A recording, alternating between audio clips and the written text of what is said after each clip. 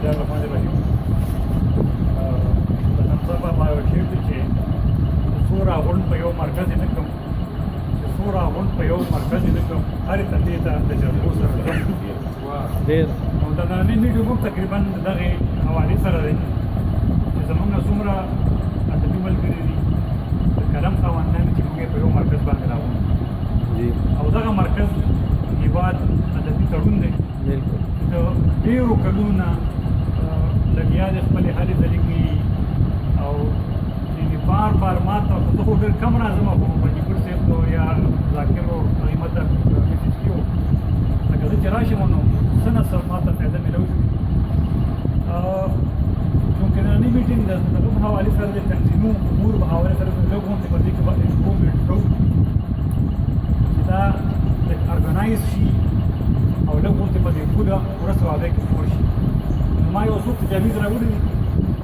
همدې خو دا چې زموږ په ثوابۍ کې څلور تحصیلې دي ثوابۍ ده ټوپۍ ده رسړ دی او لاهور دی نو زما تجویز دا دی چې دې تنظیم کې چونکې د څلورو واړو تحصیلونو کسان شته دی نو دا میټینګ چې که موږ داسې په هغه باندې کړو لکه یو میټینګ دلته مرکز کې کړو د ثوابۍ تحصیل ده موږ سره په شو واټه کې انور سکول دی د هغې مالک هم لکه د مکتوب صاحب په شان ډېر کوآپریټ یو دی او موږ ته هغه سکول اوپن کړی دی د اتوار په ورځ باندې نو یو میټینګ هلته په رزړو کې کوو په شو واټه کې یو میټینګ په کوپۍ کې کوو یو ځای ور وټاکو یو کوارډینیټر ولګو یو میټینګ په توډېري کې کوو د هغې فایده به دا وي چې دې ثوابۍ ته د سالمې ضلعې نه شاعران راتلل لږ مشکل دي چې موږ کوم میټینګ په رزړو کې کوو په دې تنظیم نماینده شاعران پلس د رزړو هغه ډېر شاعران به راځي لکه ډاګی یا حسین اسمیلا هلته دلته ټول شاعران دلته راتلل مشکل دي کله څوک لوګیار دي چې موږ لوکل هلته ځو نو چې کوم رزړو کې میټینګ دي د ټوپۍ د ثوابۍ او د لاهور نماینده شاعران پلس د رزړو سالم شاعران چې موږ دلته میټینګ کوو په ټوپۍ کې د ګډون د سیمې شاعران به شي ټوپۍ ګیر چاپېره ورسره زموږ نماینده چې موږ په لاهور کې توډري کې میټینګ کوو جلبۍ جلسۍ لاهور جهانګیري لوکل نو موږ به ډېرو شاعرانو سره انټریکشن راځي دلته دلیل تقریبا دکه شاعران به دغه 20-25 شاعران راځي زما دا خیال دی چې هر تحصیل د خپل کوارډینیټ جوړ کړي موږ سره ولی مقبول ضیا صاحب ډېر پټه سړی زه خپله تجویز د هغه د رزړ دپاره پېښ کوم او دا سکول چې کوم دی دا تقریبا د هغې د کور نه هم داسې 1.5 کیلومیټر لرې دی او دا د شیراز باچایي سکول دی محمد اکرم باچایي تاسو هغې پېژنئ ډېر زیات ادبي هغې کوآپریټیو دي او موږ تقریبا زیاتره پروګرامونه هلته کړي دي تاسو باندې معاملې د قمر واحد صاحب غالبا د هغه په هغه پروګرام کړی انور سکول دی په شواډه کې چې هلته موږ میټینګ کوو نو دا سالمه رزړ به او په رزړ به دلته ډېر شاعران دي هغه به ټول راځي موږ به یعنې څلورو تحصیلونو کې ګرځو نو زموږ انټریکشن ډېر کېږي دویمه خبره دا ده چې صرف مشاعرې نه دي پکار تنقیدي اجلاس پکار دی لیکچر سسټم پکار دی لکه موږ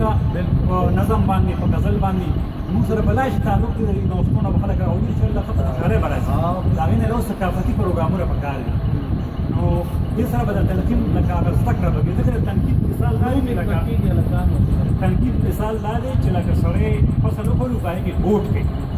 ګوټ سره د غیر ضروري واښه مافې لرې شي اوس زموږ د کشران دي نو هغې شاعري کوي خو د هغې شاعري هغه معیاري نه ده کومه چې پکار وي ځکه چې هغې خپل غزل یا خپل نظم تنقید ته نه روان نه کوي او تنقیدي میټینګ شته نه نو تنقیدي میټینګونه د ینګسټر دپاره خامخا پکار دي او لیکچر دا دی چې لکه موږ ردیف او قافیه او نظم او غزل او تاییدونه په دې ټکنیک باندې موږ پوه شو موږ به د نوښتۍ نه د کاریدونو نه پوه کوم سکالر دي هغې به راولو او د 2 ګنټو لیکچر باندې د هغې نه علاوه څنګه دې خبر وکړه نو دغه هم داسې پکار دي ماخانه لږ له 100 روپۍ کې هوټل پکار دي خزانه پکار د خیر دی فرض کړو موږ 20 روپۍ کېږي یو سړی د 100 ورکړي هغه د اجازت دی یو رجسټر پکار دی او باقاعده رکنیت فارم پکار دی چې موږ ته پته لګي چې موږ سره څومره ممبران دي نو دغه ډانچې چې زموږ لکه مضبوطه شي انشاءالله چې زموږ د تنظیم به او بل یو خبره تجربه صاحب وکړه د 10 پاڼو دي د 16 پاڼو زموږ یو ترجمان پکار دی د هېواد د رسالې په شکل کې چې په هغې کې زموږ د میټینګونو دا تذکره او لږه ډېره شاعري متلونه ټپې دا به زموږ د دې هېواد ترجمان وي په دې کې به د میټینګونو رویدادونو مشترک میټینګ وشو تنقیدي اجلاس وشو دا موږ 200 چاپو 300 هم لیکو د هېواد په نوم دی د هېواد په نوم باندې بالکل انشاءالله چې سره به امید دی بالکل کېږي انشاءالله موږ مخیر خلک ستاسو ته پیش کوو حالانکه تذکرې چې کول مخکې مشکلو خو دغه مالي باقي یو خبره او بخاري چې هم دغه خبره کړې وه چې نه شاعري ډېره وشوه موږ نه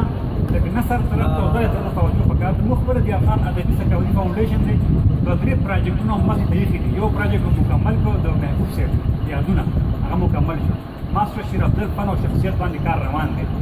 د هغې نه علاوه ادبیات رزړ څنګه چې د تصور دي د سالمې ضلعې تذکره چاپ کړه موږ د رزړو چاپ کړو او څلورم پراجکټ زموږ دا دی چې د سالمې ضلعې څومره ادبي تنظیمونه دي د هغې یو ډایرکټري چاپ کړو انشاءالله دا به یو قسم ریکارډ ډېره زیاته مننه ډېره مهرباني او که زما په سر څه بوج دی انشاءالله که مالي کار چې دا یې تیار بس مونږ سره اجلاسونو له راځئ